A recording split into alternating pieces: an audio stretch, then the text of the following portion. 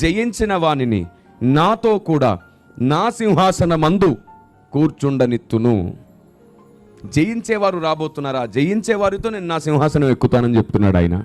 అంటే గడిచిన 2000 సంవత్సరాలుగా ఆయన ఎక్కడున్నాడు? ఇప్పుడు తండ్రి కుడి పార్శ్వమున తండ్రి సింహాసనంలోనే ఉన్నాడు, కానీ ఆయన కొరకు నియమించిన సింహాసనంలో ఆయన ఇంకా కూర్చోలేదు. ఆయనకు సంబంధించిన సర్వాధికారములు పొందియు తండ్రి పక్కనే ఉన్నాడు. ఎందుకో తెలుసా? నిన్ను సర్వాధికారం పొందిన వ్యక్తిగా మార్చాలని. Praise the Lord. ఆయన అంటున్నాడు, నేను నా సింహాసనంలో కూర్చోవాలంటే, ఒక కొత్త మాట చెప్తాను వినండి. నేను నా సింహాసనంలో కూర్చోవాలంటే నా శరీరము సంపూర్ణ క్షేమాభివృద్ధి పొందాలన్నాడు. అదేమిటి? క్రీస్తు శరీరం కదా, క్రీస్తు అంటేనే సంపూర్ణుడు.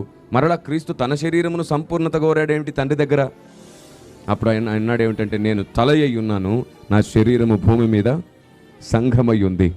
నా సంఘము నా శరీరములాగా మారితే అప్పుడు నేను వెళ్ళి సింహాసనం ఎక్కుతాను. Praise the lord. ఊరికే తల వెళ్ళి దొల్లుతూ కూర్చోవడం ఏమిటి? ఏకంగా శరీరంతో వెళ్తాను. నా శరీరం నాకు కావాలి, నా శరీరము క్షేమాభివృద్ధిలోనికి రావాలి. అప్పటి వరకు నేను నీతో ఉంటాను, ఎందుకంటే నీవే నాకు తలవి. ఆమేన్. ఈ మాట బైబిల్లో ఉందా లేదా? కదా. స్త్రీకి శిరస్సు పురుషుడు, పురుషునికి శిరస్సు దేవుడు, క్రీస్తు, క్రీస్తుకు శిరస్సు. కాబట్టి ఈ నియమం బైబిల్ గ్రంథంలో ఉంది. ఆ నియమం ఆయన అక్కడ కూర్చొని ఉన్నాడు. దేవుని ప్రజ, ఇక్కడ కుమారుడు తక్కువ అని తండ్రి ఎక్కువ అని కాదు. వారు నియమమునకు లోబడి పనిచేసే దేవుడు.